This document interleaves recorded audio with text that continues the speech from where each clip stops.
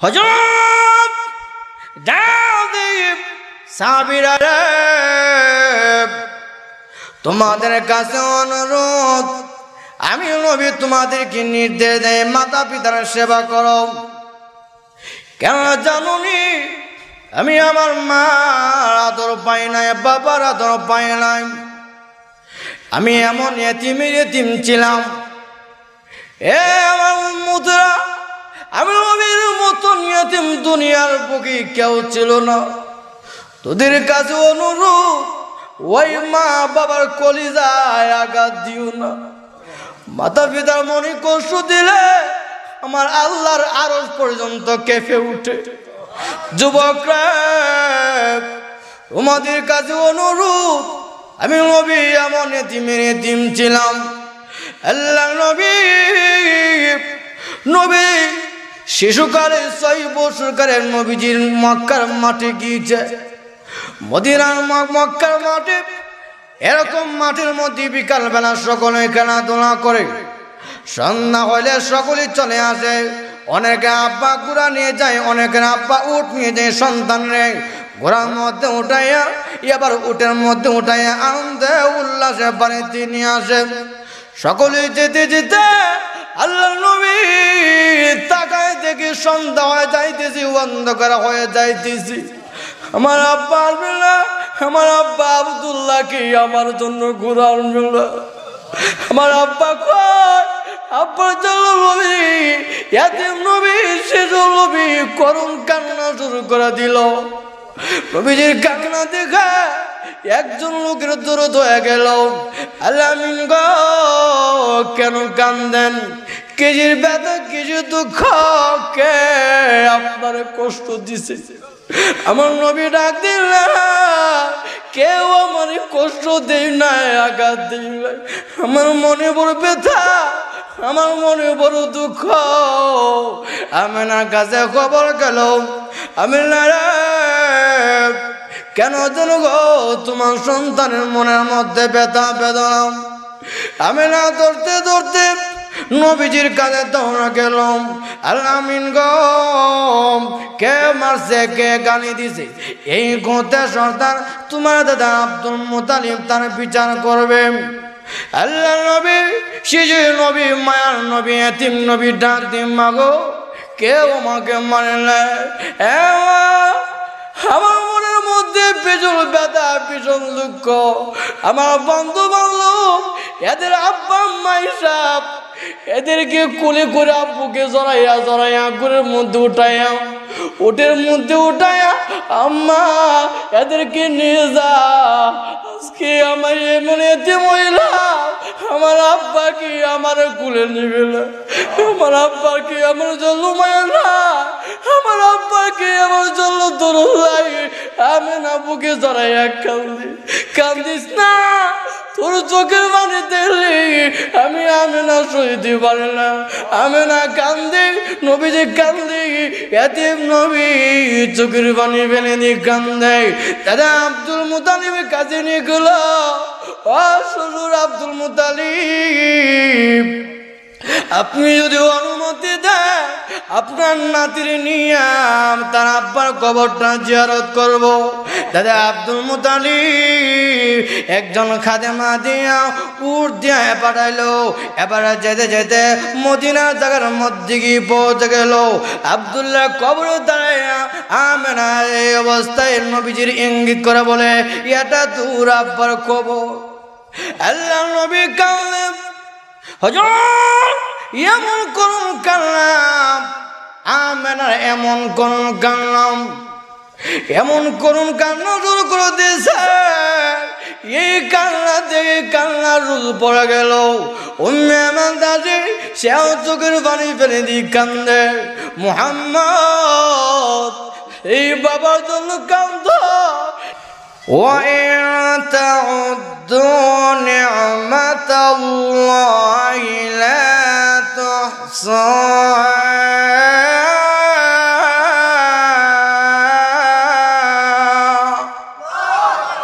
আল্লাহ বলে, ও দুনিয়ার লোকেরা, তোমাদেরকে আমি আল্লাহ যে নিয়ামতের সাগরের মধ্যে ডুবন্ত রেখেছি, তোমরা যদি আমি আল্লাহর নিয়ামত গণনা করতে চাও, আমি আল্লাহর নিয়ামত গণনা করে শেষ করতে পারবে না। জোরগণ ঠিক না বেঠে? তাহলে আমি আল্লাহর রহমতের সাগরে ডুবন্ত। অমানুষ, দুনিয়ার একজন মানুষ উপকার করলে আমরা কৃতজ্ঞতা স্বীকার করি, ভাই আপনার মাধ্যমে উপকার হচ্ছে। কিন্তু তাকাই দেখেন, আপনা আমার মাথার মধ্যে, মাথা থেকে নিয়ে পা পর্যন্ত প্রত্যেকটা লোকের 360টা জোড়া আছে। কতটা জোড়া? 360টা জোড়া।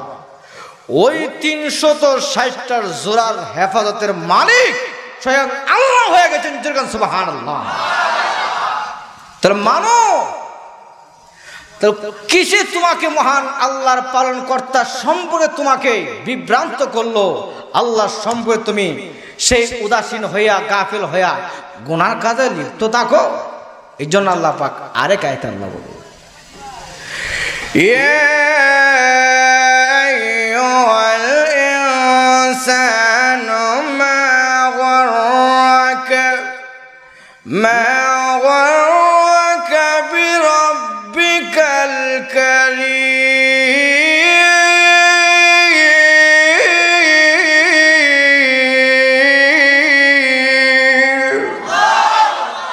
ও মানো, কিসে তোমাকে তোমার পালন কর্তার সম্পর্কে বিভ্রান্ত করেছে?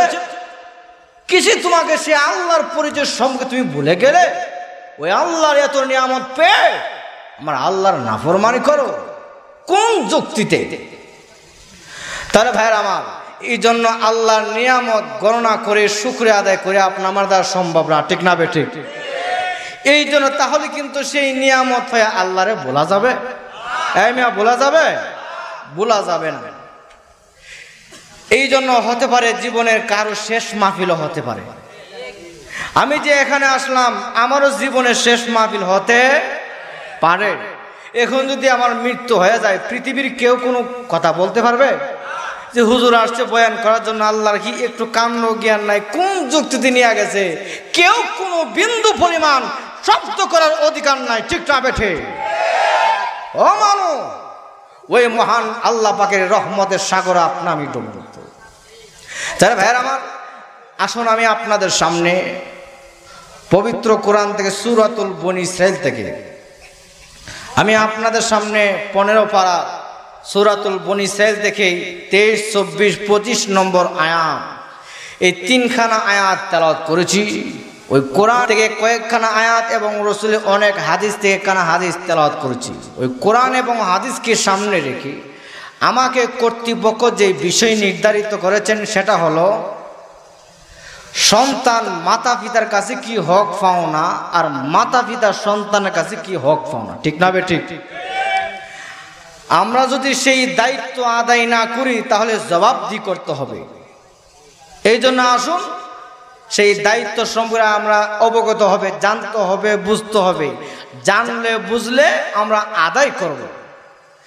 এই জন্য আল্লাহ রাসূল বলেছেন, আলা কুল্লুকুম রাইন ওয়া কুল্লুকুম মাসউলুন আন রাইয়াতিহি। তোমরা প্রত্যেকেই দায়িত্বশীল। ও দায়িত্বশীলরা, কিয়ামতের ময়দানে আল্লাহর সামনে অবশ্যই সেই দায়িত্ব সম্পর্কে জবাবদিহি করতে হবে। ঠিক না ঠিক? কোন দায়িত্ব কি জানার এবং বোঝার দরকার আছে কি আছে না? আছে। তাহলে আসুন, সন্তান আগে মাতা পিতার কাছে হক পাও না। আগে কে পাবে? সন্তান মাতা পিতার কাছে পাবে। এগুলো জানতে হবে। তাহলে কেমনে ভাবে? আসুন, এ যুবক, সর্বপ্রথম তুমি বিয়ে করার আগে সন্তান তোমার কাছে হক পাও না। ঠিক না বেঠিক? এ যুবক, খালি বিয়া করলেই হবে না। আজকে আমরা লাল বিড়ি দেখলি ফাল মারি। বাপে শুনছে বিয়া করাইবো, এখন বেড়া বিদেশ আইছে, লাল বিড়ি দেখে গেলেছে, কইখানে বিয়া করবেন, কইখানে বিয়া না করলে কিয়ামত করলাম। এরকম আছে নি? মা বাপ তো দেখে বংশ, মা বাপ দেখে সুশিক্ষায় শিক্ষিত কিনা, মা বাপ দেখে বংশ ভালো কিনা, মা বাপ দেখে সৎ কিনা। ঠিক না ঠিক? এ যুবক, ওই মাতা পিতার হুকুম অমান্য করে তুমি যদি লাল দেখে তুমি ফাল মারো এই যুবক, তাহলে কিন্তু পরবর্তী তুমি ফসকাইতে হবে, পরবর্তী আফসোস করতে হবে। জোরগান ঠিক না বেঠে? রে যুবক, আল্লাহ রাসূল বলেছে তোমার কাছে সন্তান প্রথম নাম্বার হক পাও না। যুবক রে, প্রথম নাম্বার হক তোমার মাথা থেকে নিয়ে পা পর্যন্ত তোমার রক্ত গোশত হইতে হবে হালাল, হারাম না। হালাল। হালাল কেন হালাল হতে হবে? এ যুবক, হালাল খাদ্য এই অবস্থা যখন উপার্জন করে খাদ্য রক্ত গোশত হবে। যুবক রে, এই হালাল খাদ্য খাইয়াম আমার আল্লাহর কাছে দোয়া করলে দোয়া কবুল, ঠিক না বেটি? রে যুবক, 2 নম্বর, ওই সন্তানের মা যাকে বানাবে ওই মা যেন হই আল্লাহওয়ালা, সৎ। আল্লাহওয়ালা, সৎ। কেন সৎ জানুনি? কিয়ামতের ময়দানে তোমার বিরুদ্ধে অভিযোগ করবে, প্রভু গো, আমার আব্বা আমার দায়িত্ব আদায় করে নাই, আমার মা যাকে বানাবে ওই মা আল্লাহওয়ালা আমাকে উপহার দেয় নাই। এ যুবক, এই জন্য বিয়ে করার আগে সন্তান তোমার কাছে 2টা হক পাও না।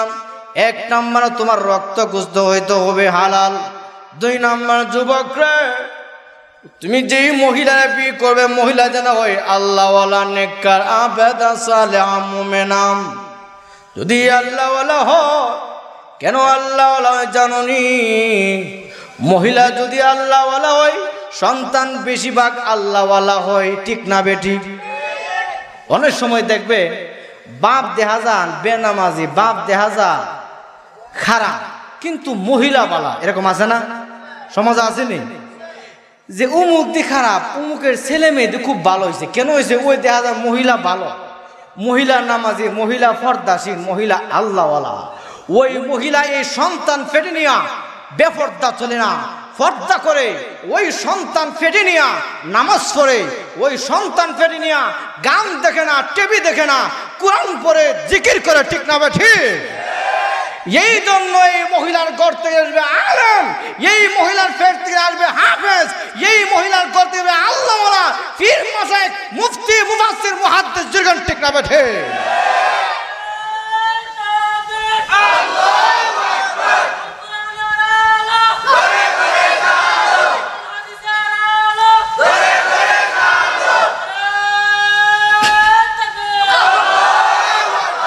তাহলে ভাইয়ের আমার, 3 নম্বর হলো মহিলা কাছে এখন সন্তান পাও না, ঠিক না বেঠিক?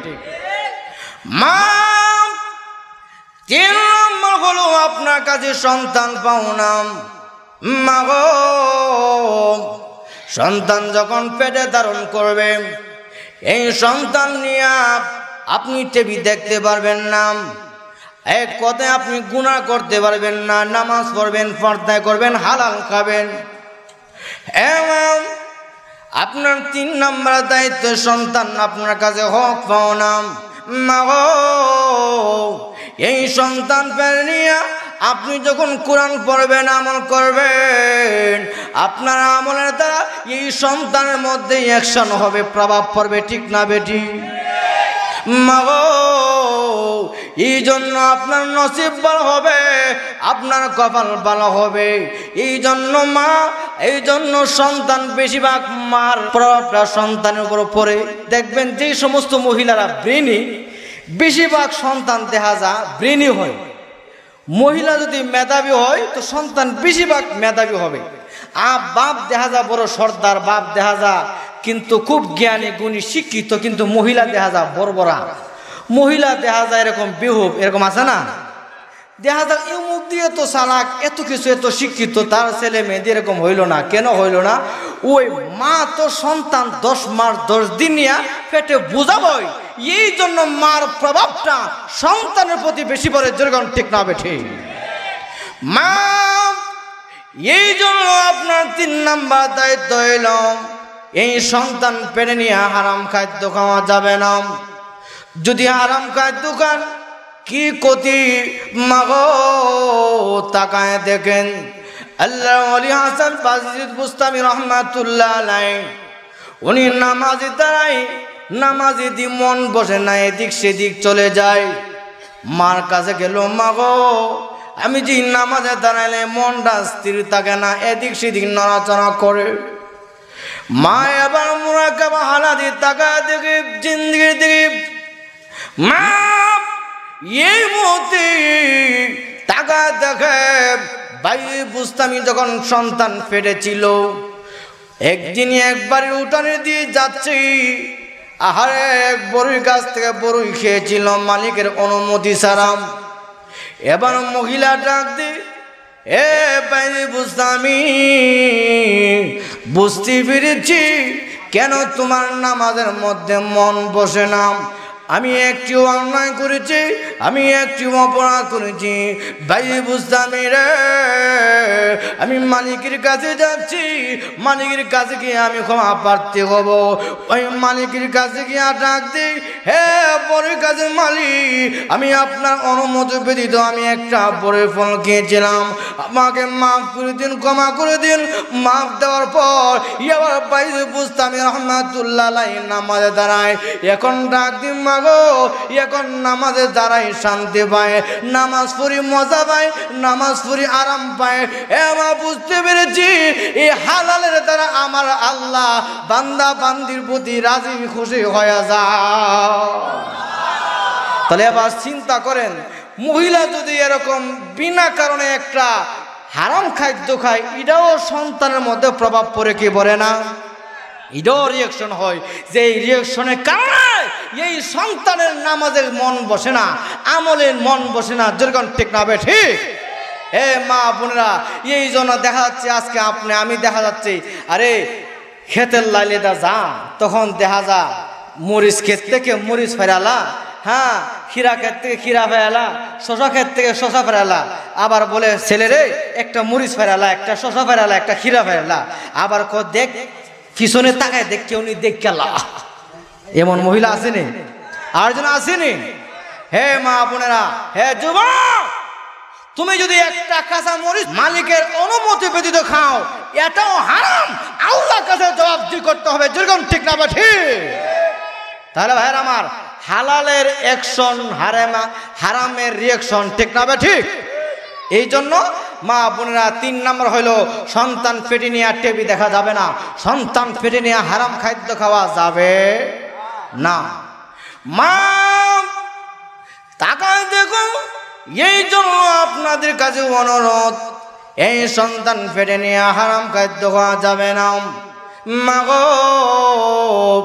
সত্যি নয় এই সন্তান পেটে নিয়ে যদি হারাম খাদ্য খান তাহলে কিন্তু আপনার এই সন্তান আল্লাহওয়ালা হবে না আলেম হবে না তাকায় দেখেন আল্লাহর ওলি আব্দুল কাদের জিলানী রহমাতুল্লাহ আলাইহি উনার আব্বা কেমন আল্লাহওয়ালা ছিল উনার মাও ছিল আল্লাহওয়ালা বাবাও আল্লাহওয়ালা মাও আল্লাহওয়ালা আল্লাহওয়ালার করে আল্লাহওয়ালা ঠিক না বেটি কেমন করে ওনার আব্বার নাম ছিল আবু সালেহ মুসা রহমাতুল্লাহ আলাইহি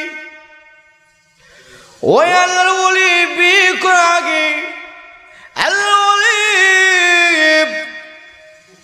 উনি দিনের বেলা রোজা রাখতেন রাতের বেলা সারা রাত নামাজ পড়তেন এমন বুজুর্গ আল্লাহওয়ালা ছিল আল্লাহওয়ালা একদিন এরকম উপবাস অবস্থা নদীর কিনারে বসে আছে উপবাস অবস্থা পেটে ফিটি লেগে গেল ছটফট করে পেটের ক্ষুধায় সইতে পারে না হঠাৎ করে পানির স্রোত দিয়ে একটা আপেল ফল চলে যাচ্ছে আল্লাহর ওলি পেটে ক্ষুধায় আপেল ফলটা উঠাইয়া খেয়ে ফেললো খাওয়ার সঙ্গে সঙ্গে মনে ধাক্কা লেগেছে প্রভু গো আমি অন্যায় করেছি আমি অপরাধ করেছি আল্লাহ আমি মালিকের অনুমতি ব্যতীত আপেল ফল খেয়েছি প্রভু মালিক যদি আমাকে মাফ না করে কিয়ামতের ময়দানে আমার কোনো উপায় থাকবে না ঠিক না বেটি এই মনে ধাক্কা নেওয়ার সঙ্গে সঙ্গে আল্লাহ ওলি চিন্তায় আসলো আমি ফলের মালিকের সন্ধান নিতে হবে। পানির স্রোত যেই দিক থেকে আসলো ওদিকে যেতে যেতে গিয়া দেখে নদীর মধ্যে ঝুলন্ত অবস্থা আপেল ফল গাছ। এবার মালিকের সন্তান পেয়ে গেল, হে ফলের মালিক, আপনার গাছের ফল নদীর মধ্যে পড়ে পানির স্রোত অনেক দূর চলে গিয়েছিল, আমি পেরে কোথায় সইতে পারি না, আমি খেয়ে ফেলেছি, মনে ধাক্কা লেগেছে, আমি আপনার অনুমতি নেই নাই, আমি আপনার পারমিশন নেই নাই, আপনি যদি মাফ না করেন আমার আল্লাহ আমাকে মাফ করবে না, আপনার হাতে ধরি পায়ে ধরি আমাকে মাফ করে দিন, ক্ষমা করে দেন। এবার মানিক ডাক দিয়ে সুযোগ হারা করা যায় নাই, যুবক রে আমার কাছে মাফ নিতে হইলে, আমার কাছে ক্ষমা নিতে হইলে শর্ত আছে দুইটা। কয়টা? দুইটা। রে যুবক, দুইটা শর্ত মেনে না পর্যন্ত আমি মাফ করব না। যুবক রে তুমি আমার বাড়িতে 12 বছর গোলামি করতে হইব। কয় বছর? 12 বছর। এবার চিন্তা করেন, একটা আপেল ফল খাওয়ার কারণে 12 বছর গোলামি করতে হবে। এবার চিন্তা করেন, আচ্ছা কোন আপনাদের ব্যঙ্গাওতা এক যুবক যদি আম গাছের নিচে জায়গা আর গাছ ফাঁক না একটা আম ফান, হে কব এই আমরা পাইছি রে হাইয়া লই, রাত্রেবেলা বস্তা লই আম, ঠিক না বেটে? হে কব রাত্রেবেলা বস্তা লই আমো, আম দি মিট হই লাগে, মাফ চাইব দূর কথা, হে কব আমার ভাগ্য বলা একটা আম পাইছি মিট হই লাগছে। রে যুবক না, আল্লাহ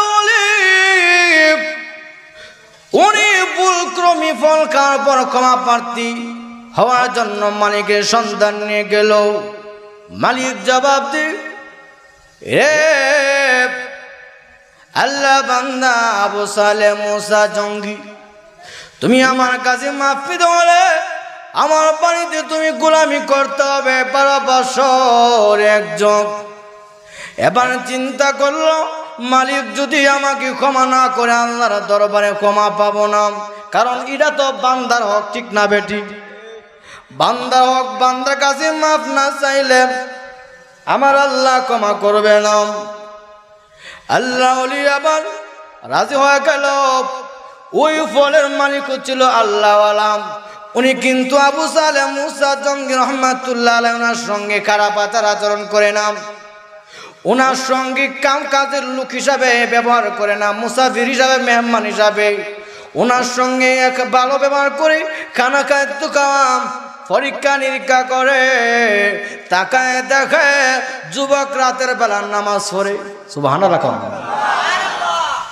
যুবক রাতের বেলা নামাজ পড়ে সাজদা দিক প্রভুর কাছে কান্দে, প্রভু গো আল্লাহ আমি নাফরমান, আমি গুনাহগার, আল্লাহ আপনি গাফফার, আপনি যদি আমাকে মাফ না করেন আল্লাহ আমি কার দরবারে যাব? করুন কান্না শুরু করে দিল। এবার ফলের মালিক ডাক দিন, না রে এই যুবক সাধারণ যুবক নয়, এই যুবক দুনিয়ার কোন শ্রমিকের সঙ্গে সমতুল্য হতে পারে না, এই যুবক যে আল্লাহওয়ালা তার মধ্যে কোনো সন্দেহ না। যুবক না, আমি তোমার মাধ্যমে আর কাজ নেব না। 12 বছর হওয়ার পর এবার ডাক দি, হে ফলের মালিক, এক যুগ চলে গেছে, আমাকে এখন ক্ষমা করবে কিনা? এবার ফলের মালিক ডাক দি, যুবক রে আমার 2 নাম্বার শর্ত হইল, ওই 2 নাম্বার শর্ত মেনে না নিলে আমি কিন্তু ক্ষমা করব না। 2 নাম্বার শর্ত কি? যুবক রে 2 নাম্বার শর্ত হইল, আমার একটা কন্যা আছে, ওই কন্যাটা হলো কালো, ওই কন্যাটা হইল আতুল্লুলা, ওই কন্যাটা হইল অন্ধ কানাম। আচ্ছা কন বেঙ্গলর কোন যুবক যদি এই খবরটা শুনে, এই আমার একটা মেয়ে আছে আতুল্লুলা অন্ধ, আমার একটা মেয়ে আছে কালো, এই মেয়েটার বিয়া করতে পারেন, ক্ষমা করব না, আমরা বেঙ্গল যুবক হলে জুতা মুতা ফালাই ধর দিব। নিজের চলে চলতে পারি না, আবার বলে আতুল্লুল্লাহ লইয়া চলতাম, ঠিক না বে ঠিক না ওই যুবক ডাক দি, হে মালিক অন্যায় করেছি, অপরাধ করেছি, ঠিক আছে আমি আপনার শর্ত মেনে নিলাম, কিন্তু শর্ত হইল আমাকে মাফ করতে হবে, ক্ষমা করতে হবে। এবার এই জাপ কবুল হয়ে গেল। আন্দর মহলে গিয়ে দেখে না না ওই যুবতী কালো না, অন্ধ না, তুল্লুলা নাম। সুবহানাল্লাহ কম। এবার যুবক বের হয়ে গেছিল, শ্বশুর মিয়ার সঙ্গে কথা বলে, শ্বশুর আব্বা যান আপনি আমার সঙ্গে কি প্রতারণা করেছেন? না নাম যুবক রে, আমার মেয়ে অন্ধ, এই জন্য বলেছি এই মেয়েটা এই চক্ষু দিয়া বেগানা ফুসু দিয়ে জীবনে তাকাই নাই। সুবহানাল্লাহ কম। রে যুবক, ওই মেয়েটা এই পা দিয়া বেগানা পুরুষ বাড়িতে যায় নাই। যুবক রে, আমার মেয়ের সৌন্দর্য দুনিয়ার কোন বেগানা পুরুষ আমার মেয়ে দিয়ে তাকায় না, এই জন্য বলেছি আমার মেয়েটা বেশি। এবার যুবক বুঝতে পেরেছ এই অবস্থা। ওই মহিলা ছিল আল্লাহওয়ালা আবেদা সালেহা মুমিনা, ঠিক না বেটি? চিন্তা করেন, ওনার নাম ছিল ফাতেমা, আর বরফির আব্দুল কাদের রহমাতুল্লাহ আলাই, ওনার আব্বার নাম ছিল আবু সালেহ মুসা রহমাতুল্লাহ আলাই। আল্লাহু আকবার। বাবাও আল্লাহর ওলি, মাও আল্লাহর ওলি, ওলির ঘরে ওলি, অলির ঘরে ওলি। তাকাই দেখেন কিভাবে অলির ঘরে অলি। হে আমার মা বোনেরা, মাও ছিল আল্লাহওয়ালা, ওই মা সন্তান ফেটে নিয়া কোরআন পড়ে। কি পড়ে? আরেকজন কি পড়ে? কোরআন পড়ে। ও মা বোনেরা, আপনাদের কাছে অনুরোধ, আজকে কেন আমাদের সন্তানরা মানুষ হয় না? কেন আজকে শাসন করতে হয়? হে মা বোনেরা, খোদার কসম করে বলি, আমার আল্লাহর হুকুম যদি মানেন, এই সন্তানকে শাসন করতে হবে না। এই সন্তান পেট থেকে আল্লাহওয়ালা হয়ে আসবে। দুর্গম ঠিক না বেঠে? মা, ওই সন্তান আল্লাহওয়ালি হবে, আলেম হবে, হাফেজ হবে, এই সন্তান মুফতির মুহাদ্দিস হবে। মাগো, বরফির আব্দুল কাদের জিলানী রহমাতুল্লাহ আলাইহি, ওনার মা ফাতেমা সন্তান পেটে নিয়ে কোরআন পড়ে। এই অবস্থা সন্তান ভূমিষ্ঠ হওয়ার পর এবার হুজুর কাছে পাঠালো। উস্তাদজি বলল, আব্দুল কাদের আলিফ বা পড়ো। হুজুর আমার তেলাওয়াত শুনুন। সুবহানাল্লাহ বলতেন না? হুজুর বলতেছে, এ আব্দুল কাদের আলিফ বা পড়ো। হুজুর আমার তেলাওয়াত শুনুন। তেলাওয়াত করেন। আলিফ লাম মিম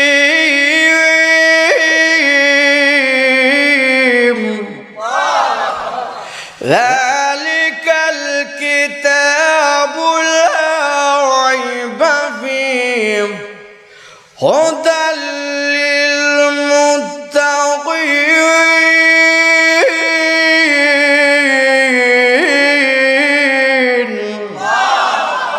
এই ছোট বাচ্চা তেলাওয়াত করতে করতে এক পারা দুই পারা থামে নাই, বন্ধ করে না। তেলাওয়াত করতে করতে 18 সিরা পর্যন্ত তেলাওয়াত কোরআন সামনে যায় নাই। উস্তাদজি ডাক দি, আব্দুল কাদের রে, সামনে বারো না কেন? হুজুর আমার মা তখনই আমাকে পেটে নিয়ে দীর্ঘ 58 সিরা পর্যন্ত তেলাওয়াত করেছে, যার কারণে ওই কোরআনের অ্যাকশনের কারণে আমি আব্দুল কাদের মার পেট থেকে 18 সিরা কোরআনের হাফেজ হয়ে এসেছি।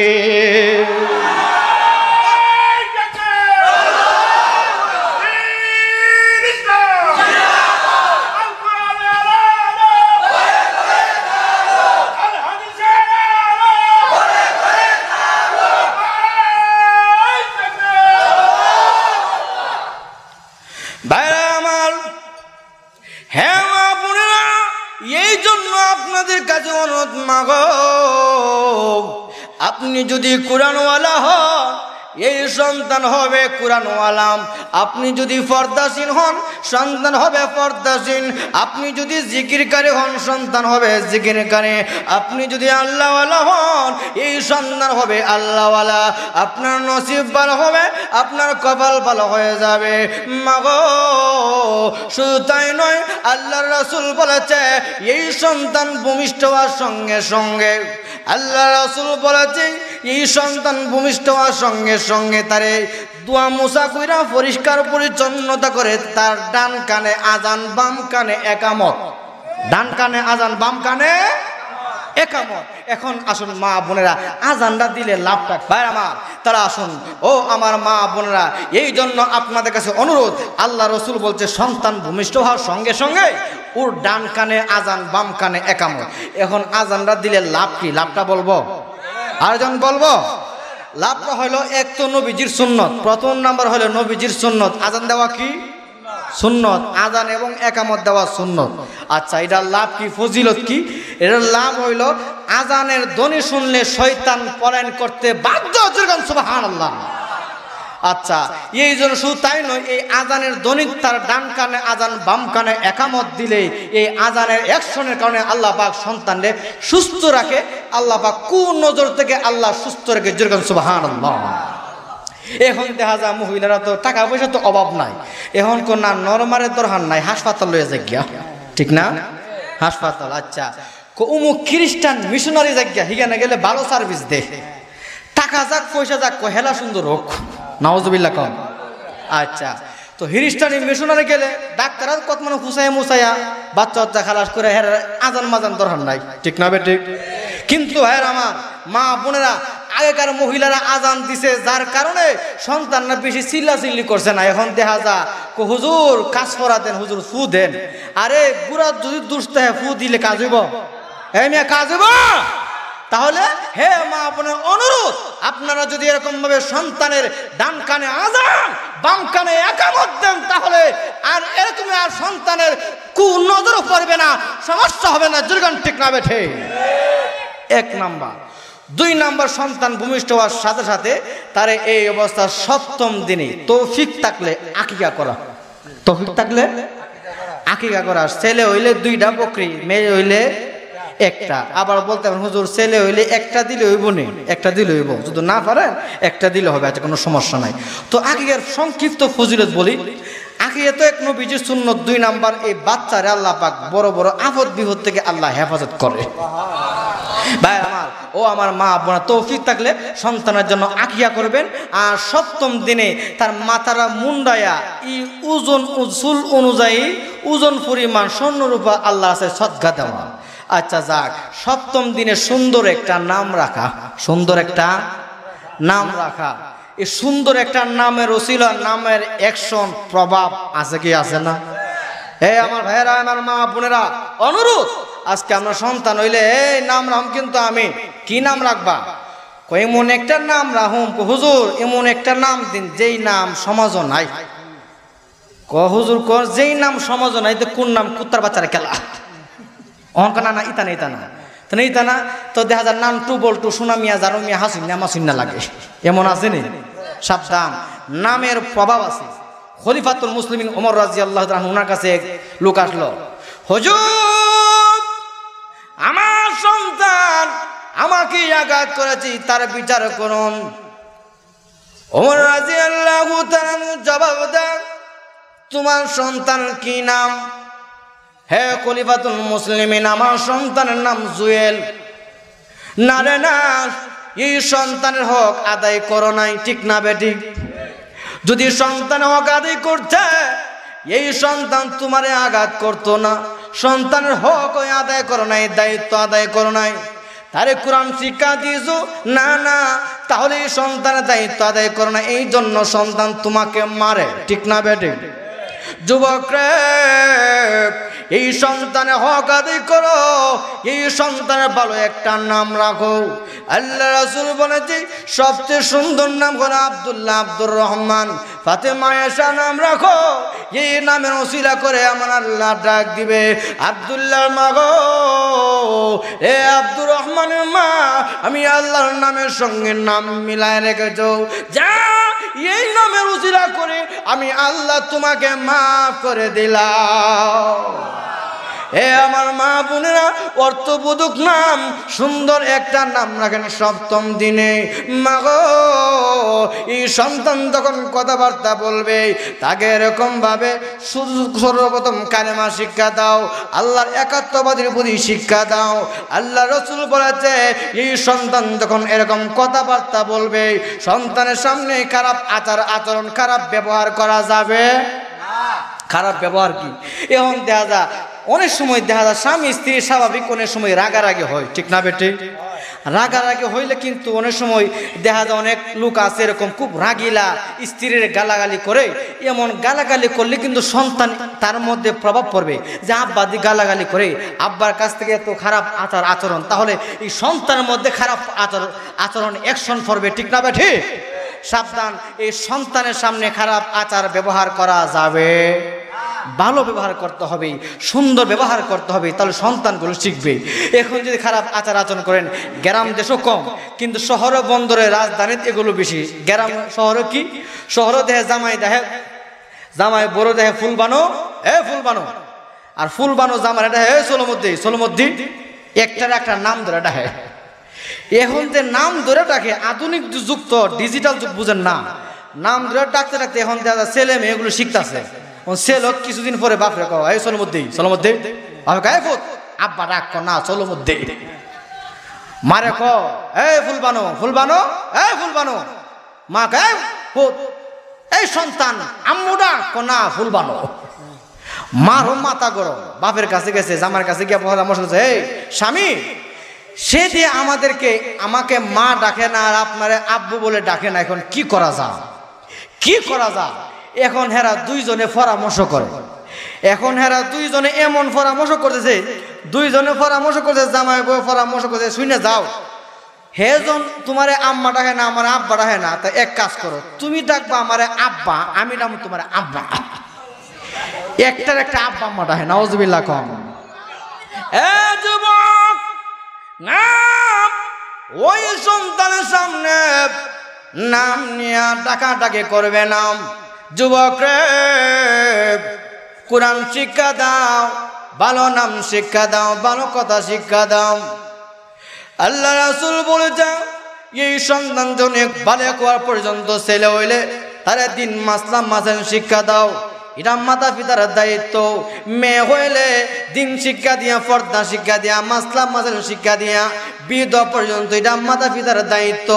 এই হলো মাতা পিতার দায়িত্ব শেষ। এ যুবক, এখন তোমার কাছে মা বাপ হক পাও না, ঠিক না বেটি? এতক্ষণ যুবকের কাছে সন্তান দুনিয়াতে আসার আগে আগে কি হকগুলো পাও না আমি সংক্ষেপে আলোচনা করলাম।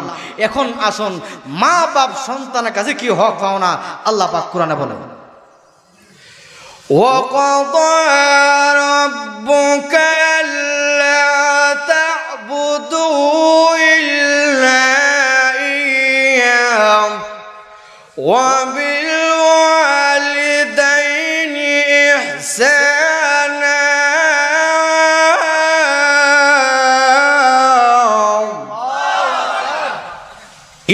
আল্লাহ বলে আমাদের পালন কর্তার নির্দেশ বাদে তিনি ব্যতীত কাহারও ইবাদত বন্দেগী করা যাবে না।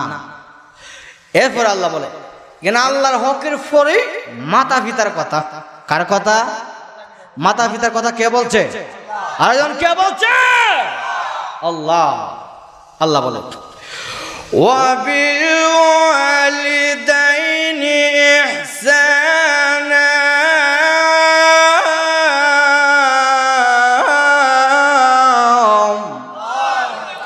এখানে আল্লাহ বলছে ওয়াবিল ওয়ালিদাইনি ইহসানা, মাতা পিতার সঙ্গে সৎ ব্যবহার। অসৎ না সৎ? আর একজন অসৎ না সৎ? এ কথা কে বলছে? আল্লাহ এটা আমার কথা নয়, কোরআনের কথা। আরো অনেক আয়াত, আরেক আয়াত আল্লাহ বলেন وَإِذْ أَخَذْنَا مِيثَاقَ بَنِي إِسْرَائِيلَ لَا تَعْبُدُونَ إِلَّا اللَّهَ وَبِالْوَالِدَيْنِ إِحْسَانًا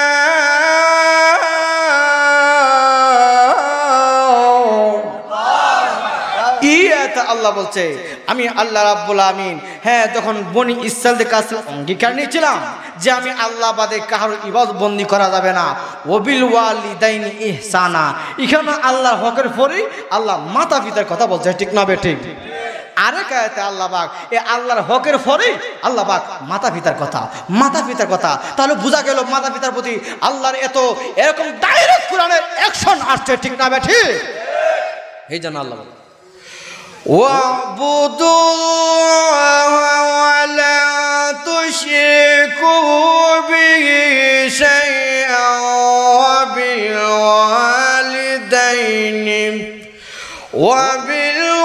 وَبِالْوَالِدَيْنِ إِحْسَانًا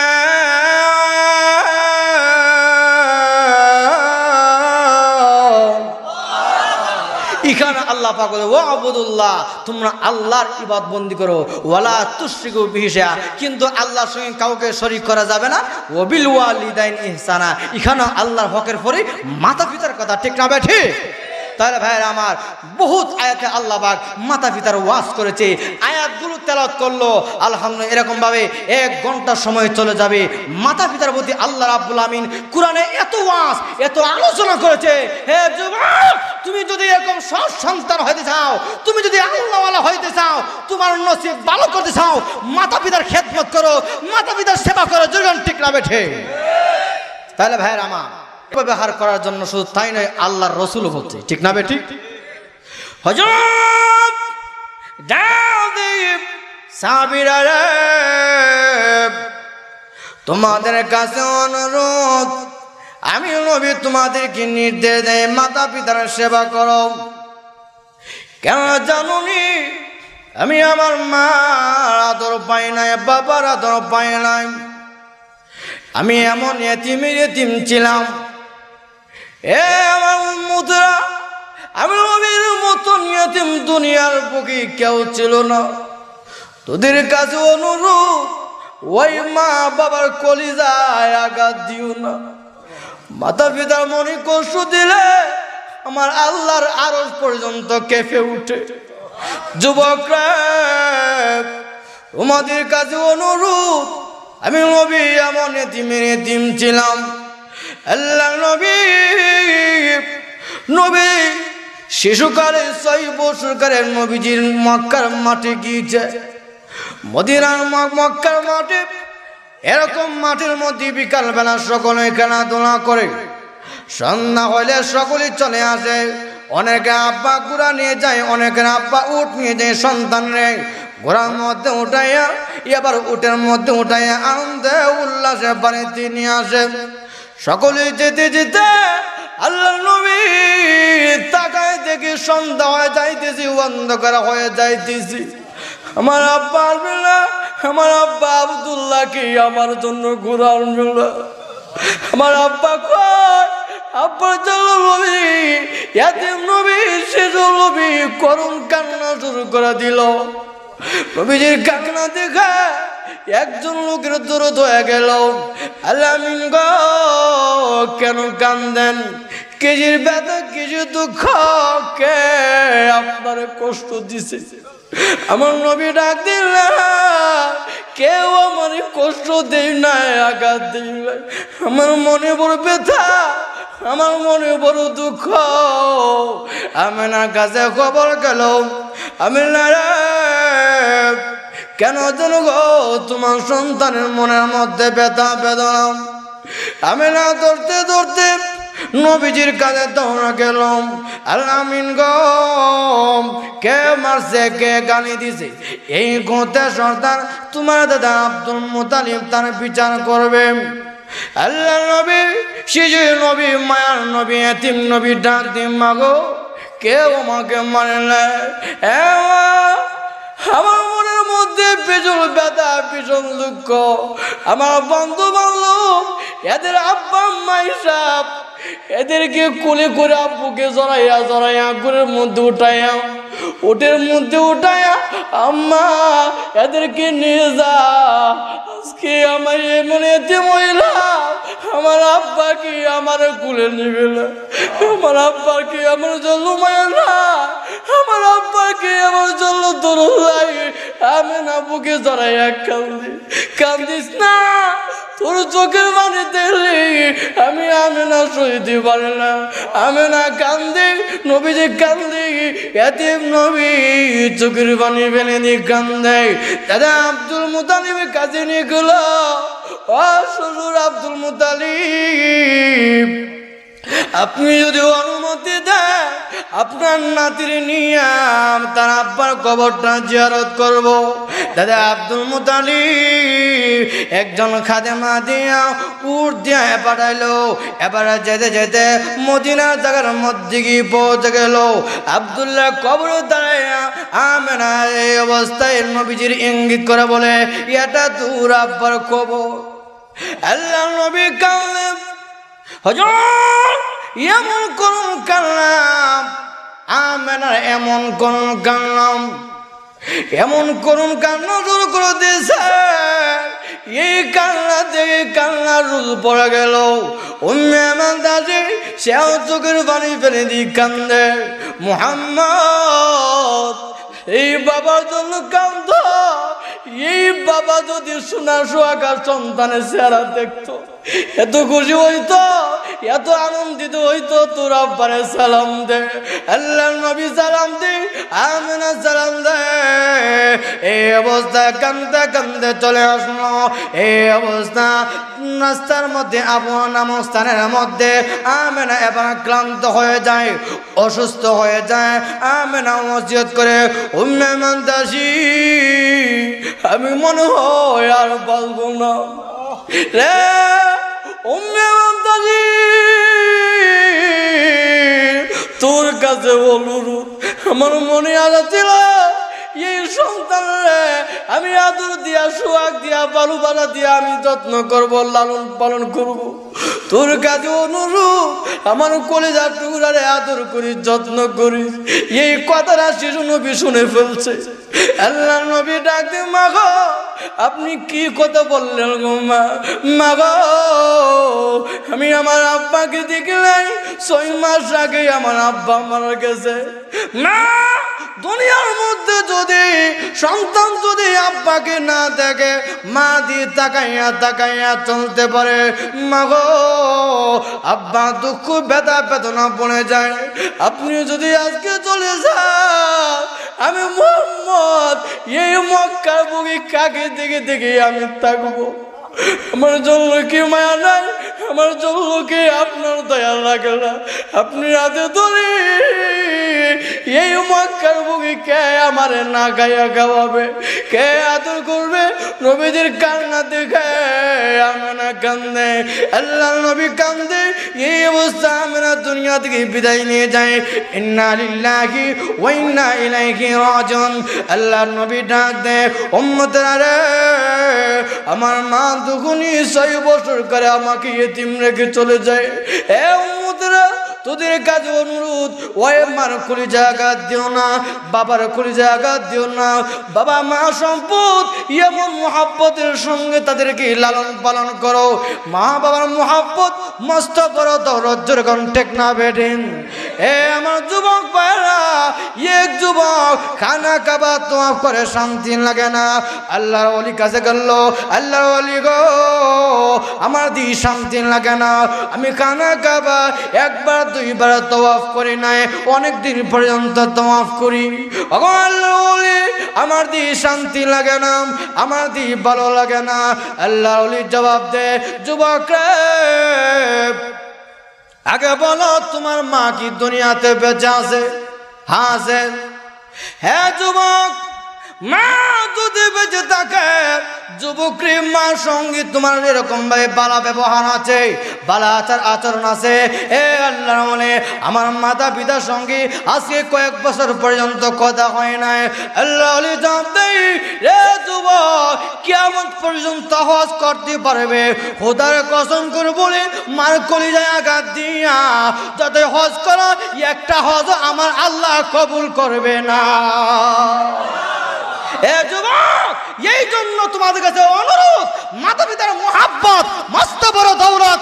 মাতা পিতার দোয়া দিলে বন্দুকের গুলি মিস হতে পারে, খোদার কসম মাতা পিতার দোয়া মিস হবে না। দুর্গম ঠিক না বেঠে? তাহলে মাতা পিতার দোয়া নিতে চাই কি চাই না? খেদমত কইরা না সাইরা? আল্লাহ পাক আমাকে এবং আপনাদেরকে লম্বা আলোচনা আলহামদুলিল্লাহ আল্লাহ এসে গেছে হুজুর উপরে আলহামদুলিল্লাহ বর্ণনা হুজুর দামাত বারকাতুম আল্লাহ ওলিদের বয়ান আলোচনা শুনবেন। আল্লাহ পাক আমাকে এবং আপনাদেরকে, আমি যে সংক্ষেপে আপনাদের সামনে আলোচনা করছিলাম মাতা পিতার সম্পর্কে, আল্লাহ রাসূল হাদিসে বলছে ওয়াবিল ওয়ালিদাইনি ইহসানা। মাতা পিতার সঙ্গে আল্লাহ রাব্বুল আলামিন কোরআনে বলছে ওয়াবিল ওয়ালিদাইনি ইহসানা, মাতা পিতার সঙ্গে সৎ ব্যবহার করো।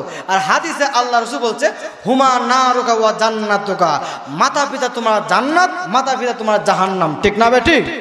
অর্থাৎ মাতা পিতার খেদমত করে যদি তুমি তাদেরকে খুশি করতে পারো, তোমার কপালে লেখা নাও জান্নাত। আর মাতা পিতার সঙ্গে বেয়াদবি করে এদেরকে অসন্তুষ্ট করলে কপালে লেখা নাও জাহান্নাম। দুর্গম ঠিক না বেঠিক? আল্লাহ পাক আমাদের সকলকে মাতা পিতার খেদমত করে যেন আমরা জান্নাতে হইতে পারি, মাতা পিতার খেদমত করে যেন আমরা এরকম ভাগ্যবান হতে পারি। আল্লাহ পাক আমাদের সকলকে সেই তৌফিক দান করুন। আমিন। ওয়া আখির দাওয়ান আলহামদুলিল্লাহ।